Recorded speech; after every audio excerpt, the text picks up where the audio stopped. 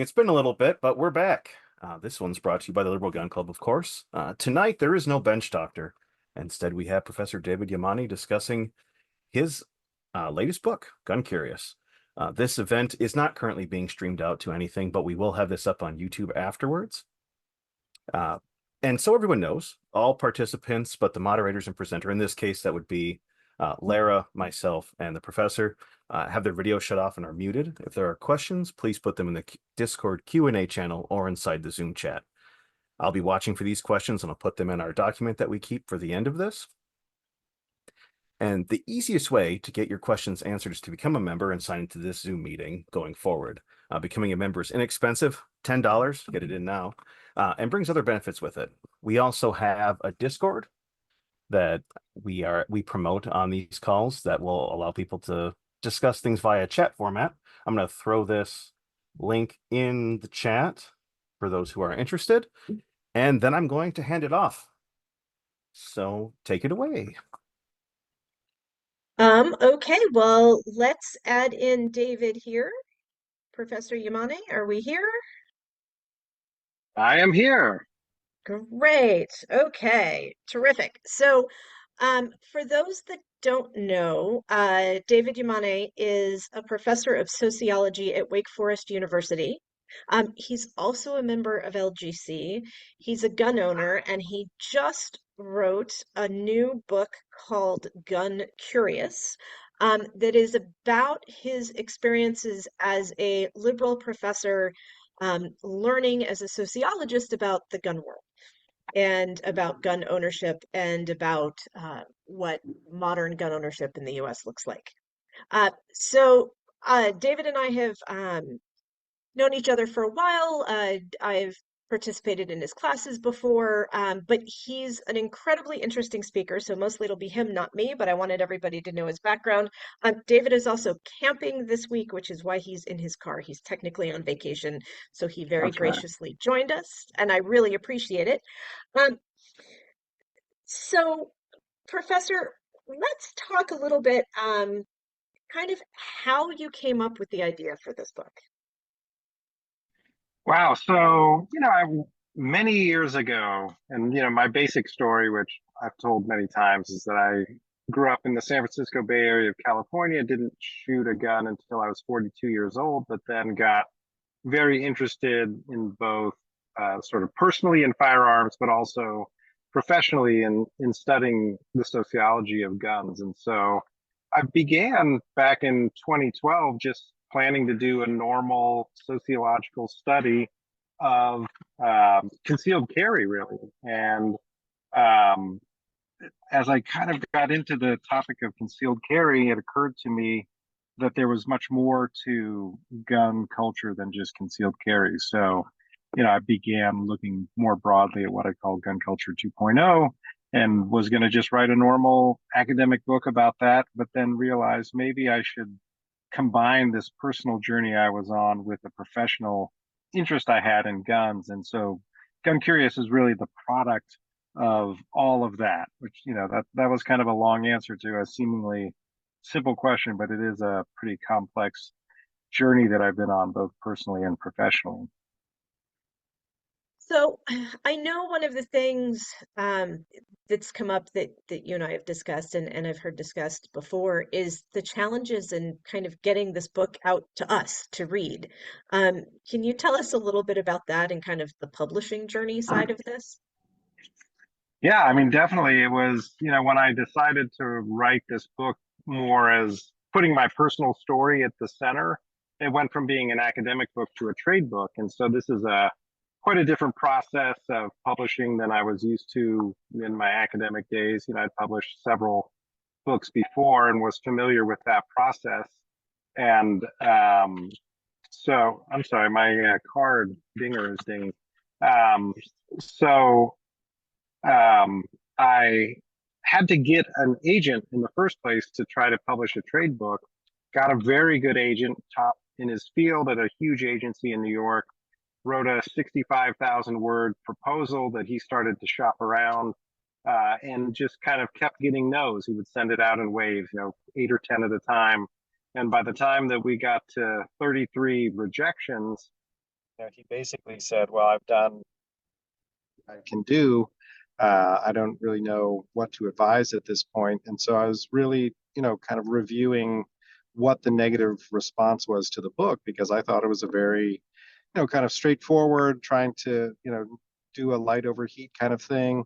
And, I sense that there was just a lot of reservation about publishing a book that wasn't super critical of guns, or even if I would have, written a book that was like, yay, guns are awesome, that I think that would have been acceptable to a lot of publishers. So, um, faced with 33 rejections, I thought, well, maybe this book doesn't have a real existence in this world. So I thought I'll just do something different, or maybe I should self-publish it. And then at a very fortuitous moment, someone from McFarland Publishers contacted me. She happened to be a Wake Forest sociology graduate. Her kids went to Wake Forest, and McFarland is in North Carolina. And she said, do you happen to be working on a book? I said, well, as a matter of fact, I am working on a book, but I've been having a lot of trouble getting publishers interested in it. So I'd really love to meet with you before we entertain any, sending of a proposal or anything. And sat down with her. I said, look, I sense that there's a lot of resistance to publishing a book that isn't critical of guns. And she said, look, I'm from North Carolina. My grandparents had guns. My parents had guns. I have guns. This is not a big deal to us. If it's a legitimate, book that is interesting and we think we can sell, we'll be happy to publish it. So, they ended up offering a contract, and, Gun Curious was born. But there were times there when I thought, that I had wasted a lot of my life pursuing something that was never going to happen.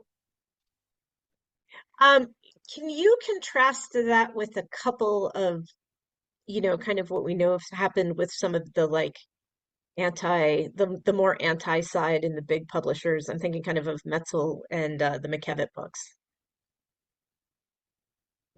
Oh, I think I've just lost my connection. 1 second. Can you hear me? I can. Okay, good. Sorry. Yeah, at the same time that I was, struggling to get this book published, I saw many of my peers, people that I think of as colleagues, publishing books to sort of great reviews, either among other academics or among the popular press. And, so it was a little bit being rejected is disheartening, but rejected at the same time that people who you think of as peers are being warmly embraced, that made it a little bit harder to take. And that's sort of reinforced my sense that if you have a particular view of guns, again, either extremely negative or, on the other hand, extremely positive, that there's a place in the publishing world for you. But something that tries to do like both and, or as I say, embrace the paradox of guns, that guns aren't one other. I think that's a little bit hard, the publishing world at least, to get their minds around. Yeah, I think it's interesting because we come across this, right? Like I had a big popular kind of TV show say, "Hey, we'd really like to interview you for the show we're doing." And then when I got on the phone with the producers, they were like, "Oh, you're great. We had the greatest time talking to you." And I never heard back from them again. Um, because the host is kind of known as A, anti-gun, and B, a little bit for gotcha. And it's no fun to gotcha somebody if you like them. Um, Right. so I do like we see it a lot in kind of the practical world of when you fit in the mold in a way that people aren't expecting. Like, yes, okay, we're gun owners, we support all of that, everybody expects that, but then there's more to it. It's interesting that it doesn't come up as much. And so one of the things I wanted to ask you is, what do you think that the one of the more important things is that liberals get wrong about guns? Liberals who are not members of the liberal gun club, you mean? Yes. Yeah. Well, again, I think that both liberals and liberals who are sort of anti-gun or gun skeptics, and conservatives who are super pro-gun both get the same thing wrong, which is that they want to see guns as one thing or another, right? That, on the one hand, they want to say, yay guns for my cold dead hands, this is the foundation of all of our freedoms, versus boo, guns are terrible, you love your guns more than you love children, and this is destroying society and democracy. So, liberals who are not familiar with guns, I think, really make the mistake of not recognizing the legitimate reasons that people have for owning them. I think that there's an acceptance of sport shooting and recreational shooting in a way that there isn't a recognition of sort of self-defense in particular. So I think anything around defensive gun use is something that liberals are extremely uncomfortable with. And I speculate in the conclusion of the book, really, that this is not necessarily just about guns, but it's really liberals being kind of uncomfortable with violence itself. And, I have to say that this was part of my, upbringing. I was fortunate to live a life largely free of interpersonal violence. And so I never really thought that violence made any sense. Violence is not the answer, as some people say, but really violence can be the answer, right? And that violence can be delivered with a firearm. And so I think those things are pretty hard for a lot of the liberals that I'm around, at least, to get their minds around. Have you discussed more on the academic side this book with your colleagues, and kind of what's the reception been there? I know it's not an academic book per se, but Yeah. I'm interested to hear what kind of the academic side of this has been. Well, it's interesting because, it isn't an academic book, and it's not designed to shape the field in the same way that some of my other, I've written articles that have tried to intervene and shape the way that sociologists and others talk about guns. But this book was supposed to do something different. But it's also the case that many sociologists write trade books. They write books that are primarily designed to be read widely, and other sociologists sort of still engage that work. And I think the reception of my book has been awfully quiet. Not among gun owners. Particularly, there's been a strong reception. But among my colleagues, I sort of sometimes compare it to being shadow banned, right? You don't know, right, that you're being shadow banned, but you just kind of sense man, I just published a book that I spent 12 years writing, and a lot of the people that I work with in this field haven't sent a message saying, hey, congrats, we saw your book was published, good job, or really happy to see your book is out, either in a personal email, as I would often send or receive with other work I did, or on social media, on Twitter, where it's very easy for people. I'm posting all the time about the book coming out, and the people who are liking or sharing or commenting on those posts are not my peers within sociology or the social sciences more broadly. So to me, that kind of silence is pretty deafening. Yeah, that's interesting because I've posted about it. A couple of other people I know have posted about it, and I feel like it's been kind of I haven't gotten some of the blow up reactions I can get from some of the stuff I post, but I haven't gotten oh, okay. So having said that, and kind of I have two related questions. I think the first is, who can we share the book with that helps you the most, to kind of get this out there?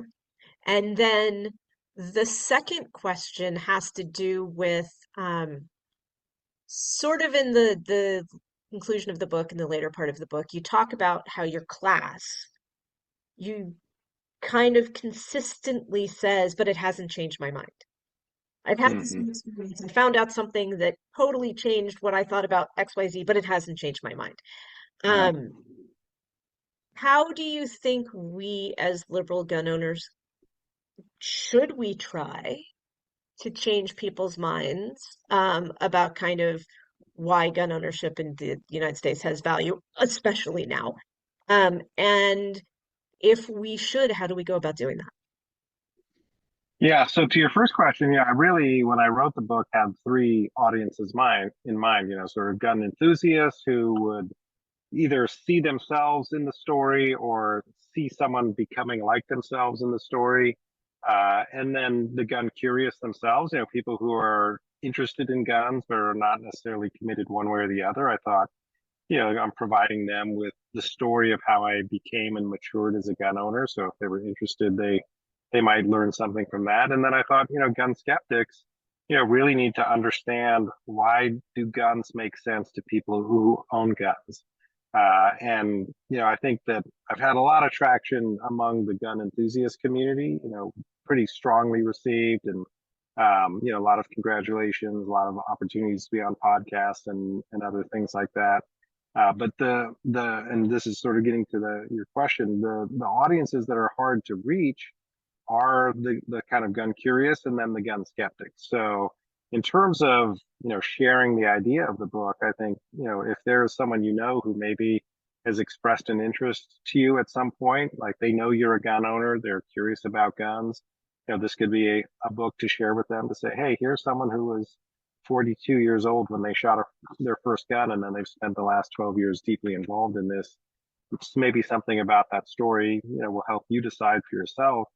And then if you have, that friend or family member who just doesn't understand why you're a gun owner, this might be an easy way to say, hey, that's not exactly why guns make sense to me, but here's a story that I think has a lot of value in terms of explaining why it makes sense to me. And those are really the two hardest audiences to access. So, being able to reach those two audiences, I think, is particularly great. And most people honestly buy books when they're recommended to them by someone they know. So please don't hesitate to just say, hey, I think you might be interested in this, because I can broadcast one way communications on social media all day long. I'm really only reaching people who are already in my network. So reaching people who are outside my network is great. And I had someone who showed up at one of my book events. He's sort of conservative, but he was talking about divisions in his family over issues about guns, and he said it was really helpful to him to think about ways that he could talk across those divisions, even within his own family, based on some of the way I presented, gun ownership in the book. So, those sort of things, despite the deafening silence from my colleagues, the reception among normal people has been, very heartening. Um, so I mean, everybody knows mine, but kind of, I'd love to hear kind of your elevator pitch version of, the condensed book.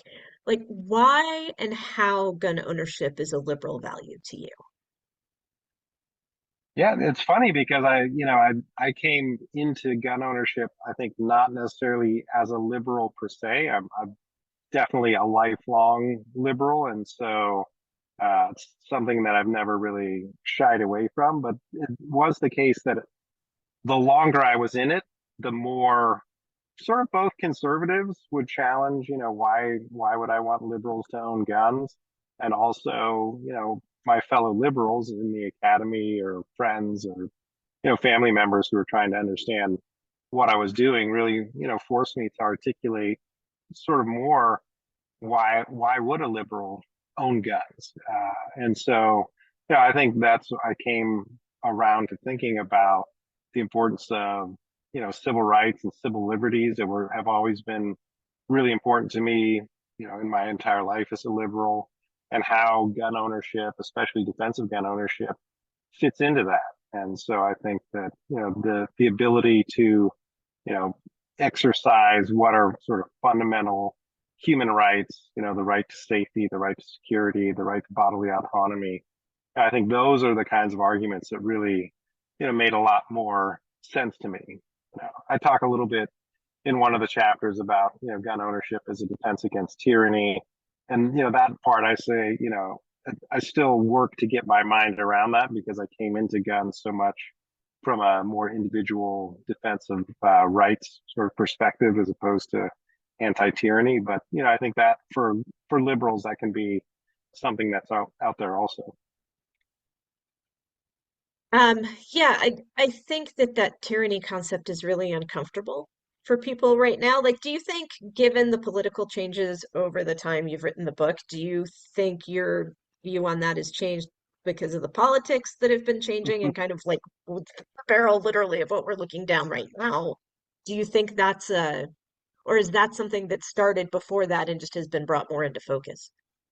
I mean, I think it's I think it's always been there, but I think the last 4, 6, 8 years has really brought it much more into focus for me at least. And when I talk about the idea that the individual civilian gun ownership can be a defense against government tyranny, and that it actually may be liberals who are the ones who may need to exercise that right. We talk about certain politicians as being literally Hitler, and what happens if that person steals an election? Do we just say, oh well, the courts will work it out, Congress will work it out?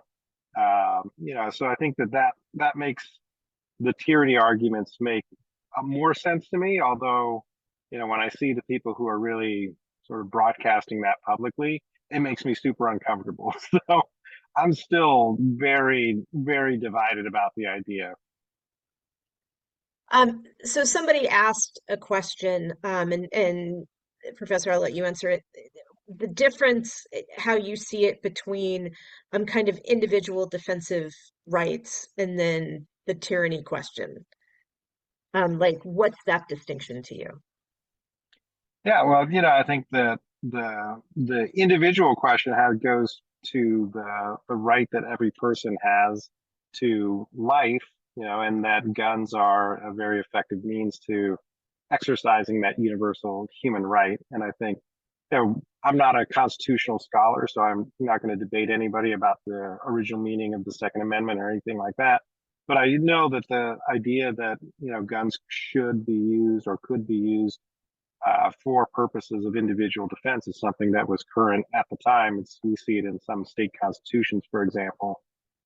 So that idea is sort of just kind of intuitively makes more sense to me.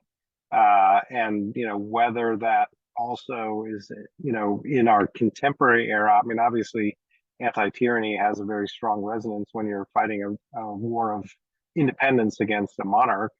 But how that translates into the contemporary world, it's not something that's front and center for me. But if people make that argument, I don't deny that argument. I just say, yeah, that's absolutely, one of the things that firearms are useful for.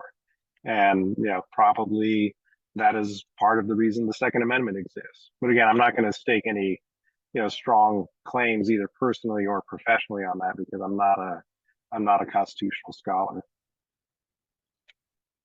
Um, what do you think as you went through kind of this 12-year journey writing the book and getting more into kind of, the gun world and the gun culture, what do you think the most surprising discovery was for you during that journey?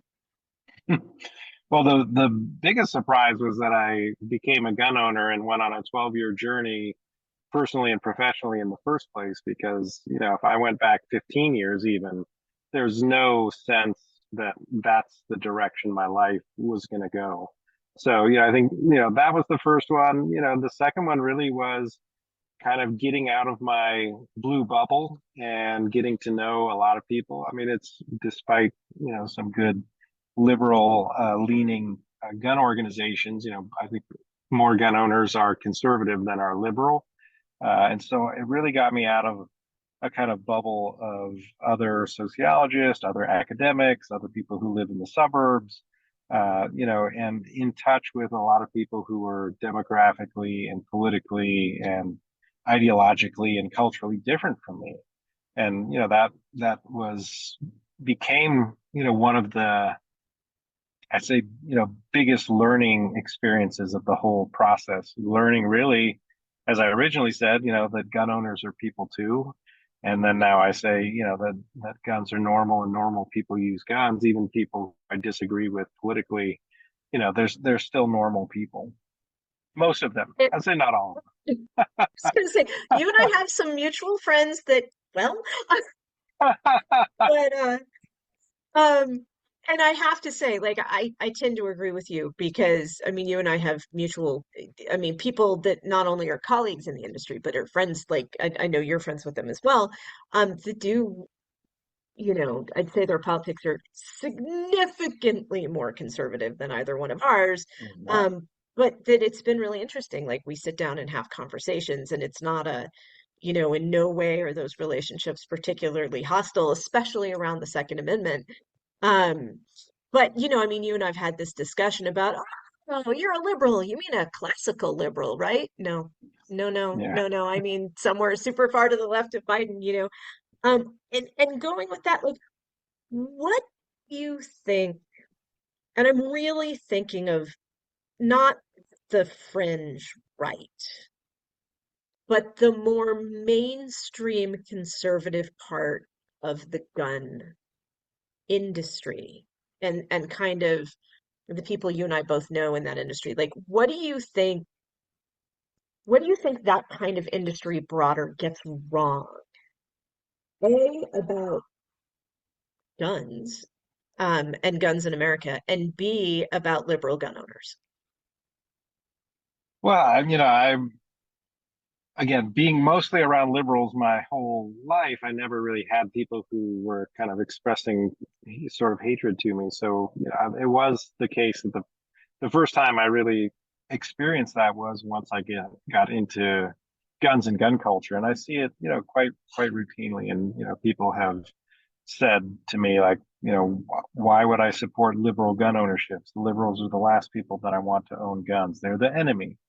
And so, I think that there is still quite alive and well within gun culture, within the gun industry, people who, they're sort of single issue voters, or they're lucky enough that guns line up with all of their other political positions so that they can walk into a voting booth and pull a lever, and vote without feeling any torment in their soul about the decision they've made. And so I try to impress on them that, like, guns matter to me, that depending on the particular year, the particular election, they may not be the top issue. They're probably not the top issue. They may not be in the top 3 or 5 issues that I'm concerned about when I'm voting. And so, I think for people in conservatives in the gun industry need to understand that people who are liberals and gun owners, have a harder choice in terms of who they're gonna vote for. And some of my most revealing but also most tiresome Twitter interactions are with people who are conservatives who, just don't understand, how could you vote for X person if you're a gun owner? And I'm sure that's a conversation that you have more often than you'd like to. Yeah, I think that I think that's very true. I think that there's a lot of us probably who have that conversation more often than we'd like to. And have you sent the book to any politicians? Have you sent it out that way? I haven't. There have been people who have said, "Oh, I'd love for my representative to have a look at this book," and I would just say, "Well, please send it out." I'm not really in a position to send out copies to everybody uh, who might need it. But certainly, if you know of someone who's working in politics, or in lobbying, or any other arena of political life that would benefit from looking at it, I certainly encourage you to do that. But I have really tried. I mean, despite putting liberal in the title of the book, I've tried to stay as much as possible out of sort of partisan politics, even out of debates over the Constitution. People always remark, like, well, the NRA doesn't really show up a lot in your work.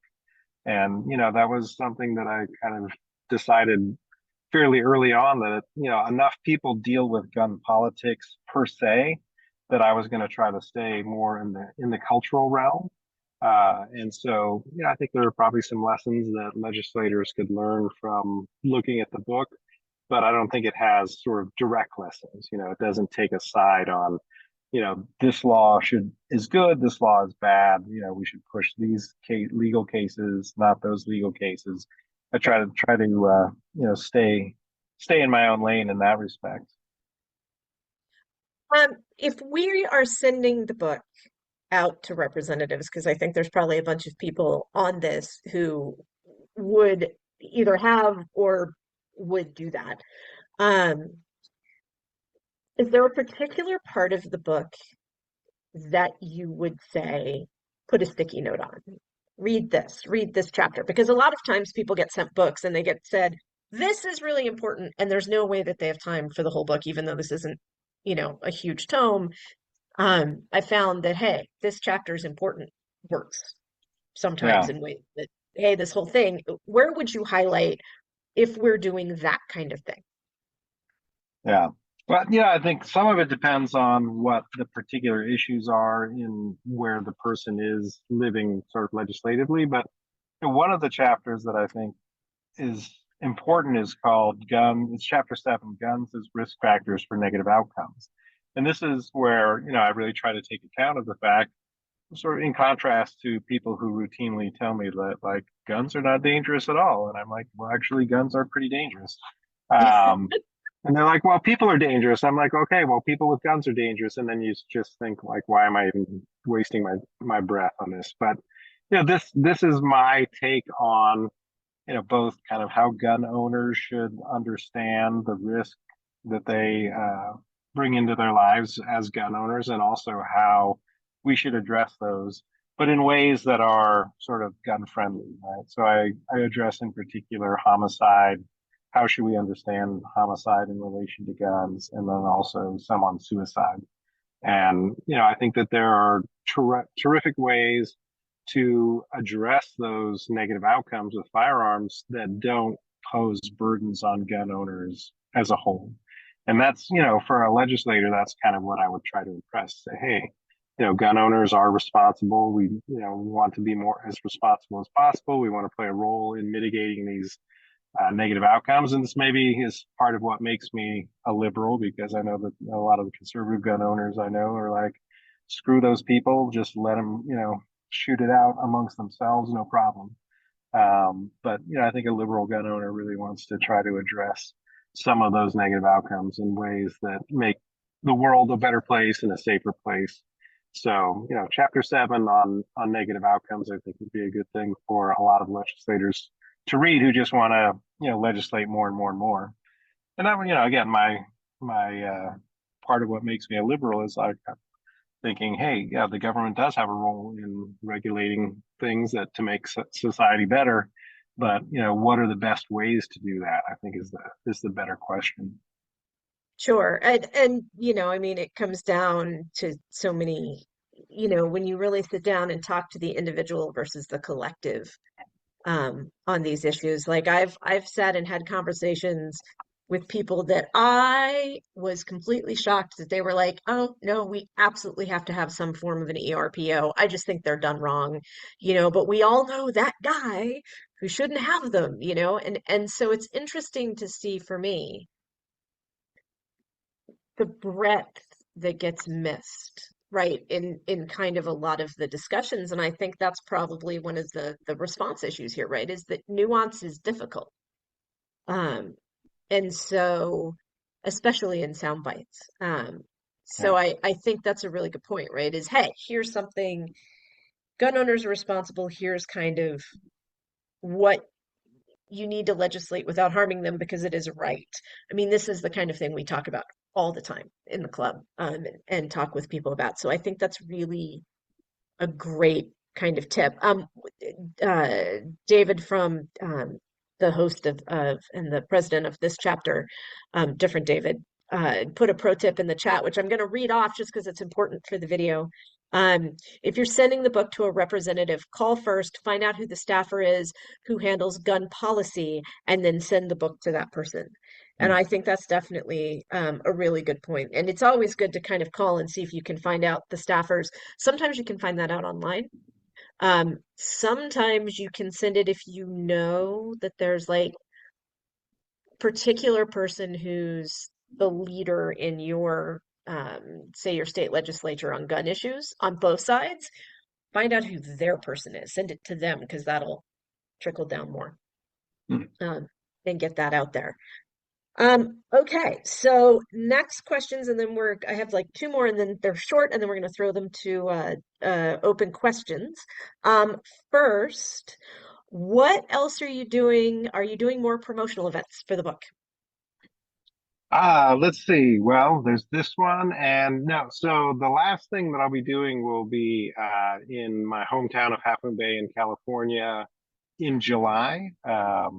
And so that's all. Oh, also, there's an event happening in Las Vegas in October, but maybe that's looking too far ahead at the LGC National Convention in October. But that's what I have planned for now. I certainly welcome invitations to come do things, but they kind of have to also make sense financially, because honestly, book publishing is a good way to lose money and not a very good way to make money, unless you're one of the very few top people out there. And so, I had grand designs to do a huge cross country book tour this summer, where I drive from North Carolina out to Half Moon Bay, but it was really hard to get into bookstores. There's so much demand to do bookstore events, and then it just became a real complication to try and figure out, oh, who do I know in Oklahoma City who's a member of a gun club? And then I'll be in Amarillo the next day, and so that idea kind of fell apart. But if you're in the San Francisco Bay Area, the date isn't set yet, but that'll be sometime in July. Maybe some of you I'll see in Las Vegas in October. And then I do have on my guncurious.com website, there's a page called events, where I try to keep an ongoing list of what's going on in terms of appearances and that sort of thing. And then after the last little bit of promotion and what you do, what's next? So I have, this book was about 65 to 70,000 words. I probably have another 65 to 70,000 words out there, written already.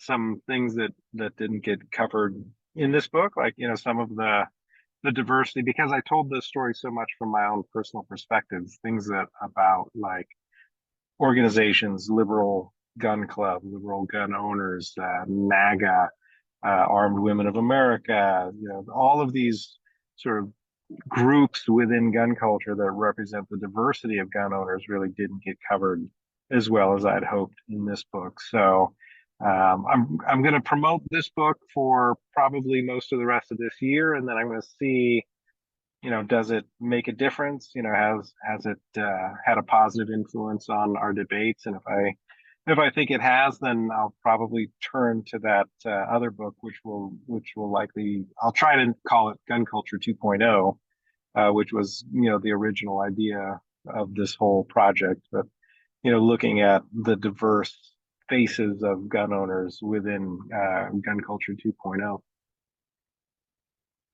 Great. I know we have questions because I've been seeing them pop up on the bottom of my screen. Kyle, do you want to get our first question going? Yep. No, I have a list. And this is going to be in order. So if I miss your question, please hit me up in chat again. First question was, in promoting your book, what is the biggest surprise you've experienced with regards to reception, whether that's conservative or liberal or both? Yeah, I think that the biggest surprise, and this is a surprise only in the sense that I have very low expectations because it was one of my hopes for the project, is when I've been able to present the work in a mixed audience, sort of liberals, conservative, moderates all together, gun owners, non-gun owners. The conversations that we've been able to have, typically in the Q&A, across those differences has been very heartening, surprising, because again, I don't expect that to happen. But I know that we can talk to each other across our political differences, our experiential differences about guns, if we do it in the right manner. It has to be the right setup. It has to be typically face to face, not online. We need to orient it around our common understandings of things, as opposed to what make us differ, and then kind of work from there. So I think that's been surprising in a very positive way. Well, that's good to hear. Next question is from Adam, who's a social psychologist at Arizona State and an FFL. I am wondering what burning social science questions there are about gun ownership, which his lab might pursue. Hey Adam, I probably owe you an email because I feel like I have received a message along these lines from you, and I apologize if I never wrote back to you. But it's a great question, and I think the reality is that there is a standard model and a master paradigm of the way sociologists and other social scientists study guns and gun owners, and it's from sort of criminological, epidemiological perspectives, and also in terms of being racist and misogynist and settler colonialist and those sorts of frameworks. And so I would really love for other sociologists or social scientists to look at guns and gun owners in ways that don't pathologize either one. And I think that a lot of the work coming out of sociology and social psychology, really does continue to pathologize gun owners. So if there are ways you can think of to formulate studies that don't sort of tip the balance in that direction. Obviously we're doing science, and you want to whatever the data says, the data says. But I think there are ways to set up studies that are less likely, to drive people in those particular directions. For clarification, since you aren't reading the chat, he also mentioned that the question literally verbatim was, what burning social science questions are there about gun ownership? Sorry, there are about gun ownership, which my lab or us in collaboration might pursue, just to be more specific there. And he also said thank you. Yeah. The next question, has anyone from an anti-gun organization approached you about your book or otherwise indicated that they've read it? Yeah, again, this is going back to some of what I said earlier in the conversation. It's been hard to reach the gun skeptic side, and I do have people that I know who work for Johns Hopkins Bloomberg School of Public Health, who work for the Brady campaign, who work for Moms Demand, 97%, and they all know that the book is out there. I've had exchanges with them about it, but they're pretty reluctant to say anything about it publicly. Among the scholars, again, these are people who I might think would congratulate me on the publication of a book, but don't. There are people, for example, who work for Brady, who I've said, hey, I really want to talk to gun violence prevention organizations in the state of North Carolina. Can you, give me some names so that I'm not just contacting people cold? I can say, hey, so and so from Brady advised me to be in touch with you. And those I haven't gotten very positive responses from that. I was trying to get in touch with some of the Moms Demand groups here in Western North Carolina. One guy was very interested in doing something, and then all of a sudden he wasn't very interested in doing anything. So it's been a frustration, because I'm definitely happy to talk to people who work in those communities and find where our common ground is. And I also think that the book has something to teach them that could be useful for their work, but it's been a bit quiet so far. Of course, the book's only been out for a few weeks, so maybe it's just building up and building up. One can hope, right? Uh, Against hope, but yes. So the website you mentioned earlier was guncurious.com. And if you go there and look, there are several ways to purchase the book. Which one gets you the most money? Which one do you want us to buy your book through?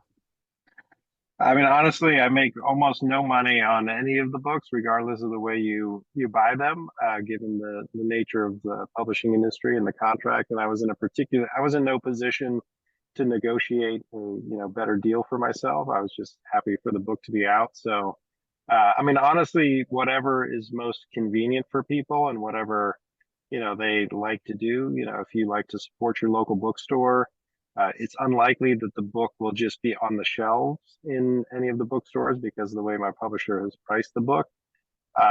But if you request at your local bookstore, they should be able to order it, or any online vehicle. Amazon is always good because Amazon sells most of the books in America, and if it gets driven up in the Amazon algorithm, that has certain benefits.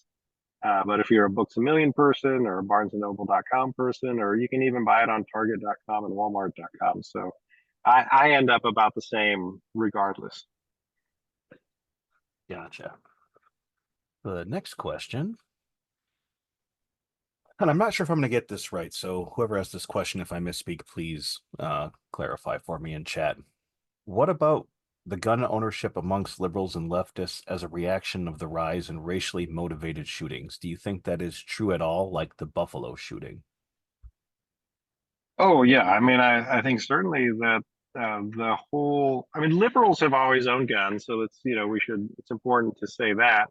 But the emergence of a liberal gun owner identity, I think, as we know from when the LGC was founded, when the liberal gun owners were founded, and other left-leaning uh, gun groups in America have all been sort of in more recent times as a response to the hard right turn, I think, in the gun rights movement, and also some of the social realities that are related to that. So certainly, in the crazy year of 2020 with COVID, and then George Floyd's murder, and then the crazy election, we saw a very diverse face of gun ownership, especially among new gun owners in that year.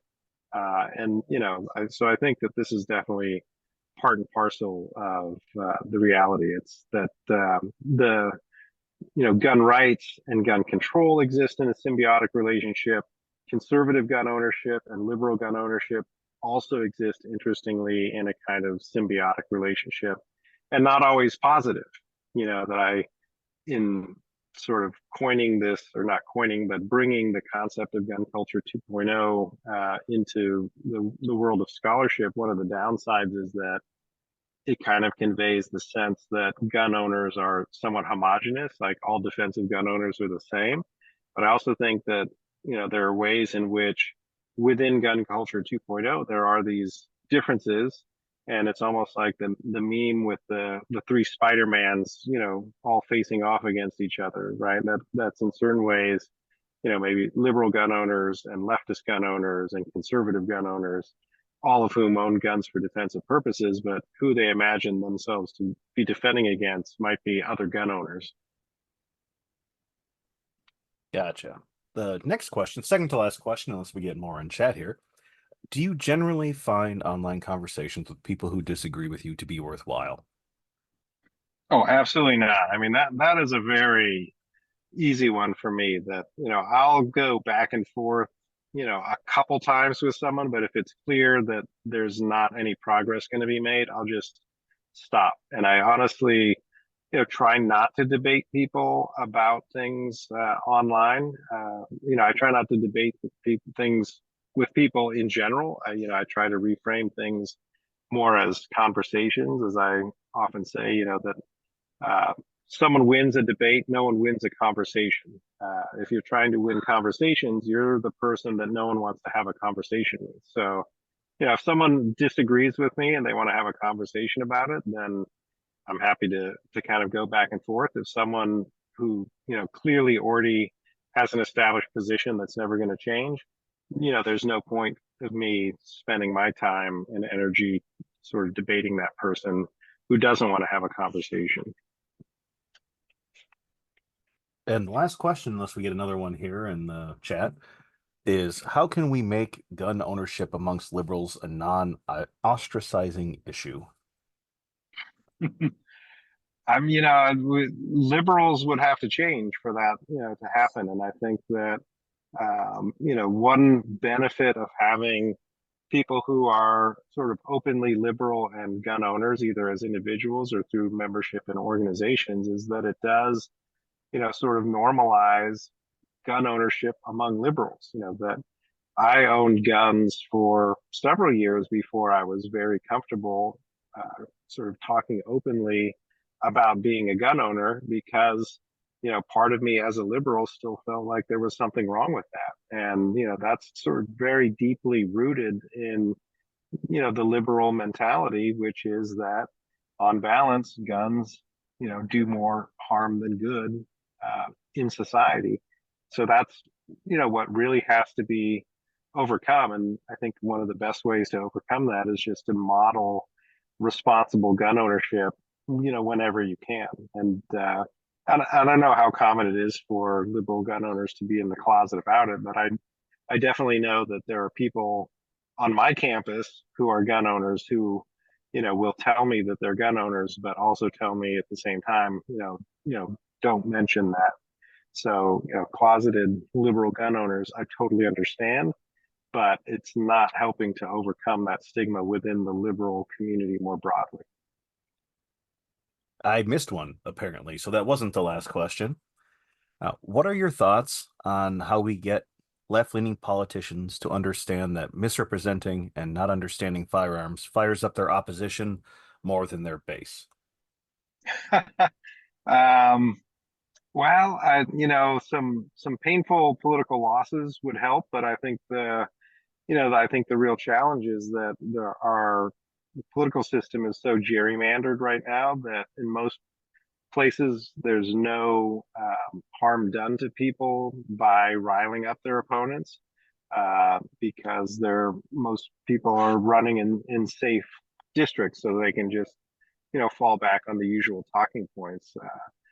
So until someone kind of goes big time for some sort of gun control legislation and loses, then there's not really any lesson learned. I mean, for I know Laura's in California, Gavin Newsom can pretty much say anything against guns that he wants to, including proposing a constitutional amendment to overturn the Second Amendment, and he's not harmed politically by that at all. And the governor of Louisiana can sign a bill that says that every classroom has to have the Ten Commandments posted inside of it, and he's not going to be hurt by that at all. That's one of the sad aspects of this division of our society up into red and blue districts. So I think the key, if I were to sort of be trying to represent liberal gun ownership to legislators, would be to, at least sort of promote the fact that, hey, we're out here, because for a lot of legislators, that's not even, something that is apparent to them. They don't really see liberal gun ownership, I don't think, as any kind of phenomenon to take account of. There was another question added after I said that was going to be our last question. So here we go. Have you ever felt that some of the right-leaning pro-gun organizations want to treat you as a token liberal? Um, yeah, it's interesting, and I'm not really sure how these like super right leaning organizations don't really have much to do with me. Like the Gun Owners of America, aren't engaged with me. Virginia Citizens Defense League aren't engaged with me. I have spoken twice at the National Firearms Law Seminar, which is sponsored by the NRA Foundation, but there was no sense in which I had to say anything in particular. And I think in this last talk that I gave, I took a couple of jabs at conservatives out there, and I was not told, hey, you're not welcome back here anymore. So certainly there is something attractive to conservative gun owners about someone who converts to gun ownership, as I did. In the same way that religious organizations hold up converts as, being models for, belief in the faith. And really all I feel like I can do about that is just to be true to what I actually, think and believe, that if I say something that someone who's, a conservative gun owner or gun organization likes, then I, can't really say, hey, unless they misquote me or misrepresent what I say, I can't really do anything about that. But I also, don't purposely kind of cultivate that sort of attention. So, but I think tokenism is a thing and something that I have kind of somewhere in the back of my mind. But I don't feel that's a broad scale reality, just because the number of conservative gun organizations there are out there who I don't hear anything from. Is there an age division in liberal gun ownership? I mean, I think that the same divisions that exist in gun owners more broadly. Like the older you are, the less gun culture 2.0 you are. The more fuddy you are. That certainly there's a lot of a lot of people who, and I don't know whether they self-identify as liberal gun owners, but there are a lot of people who are politically liberal and gun owners who are very gun culture 1.0. That they think that hunting is okay, that recreational shooting is okay, and target shooting is okay, but certainly owning, black rifles is not cool, and carrying guns in public is not cool. So, I think that there's a big age division in that sense within the gun owning population as a whole, but maybe particularly among liberal gun owners. Okay, I think that's the last one, unless someone makes a liar out of me again. I don't see any more popping in here. So what I'm going to do is say thank you, everyone, for joining us. I'm going to stop the recording, and I'm going to let people unmute. Let me hit stop first, though.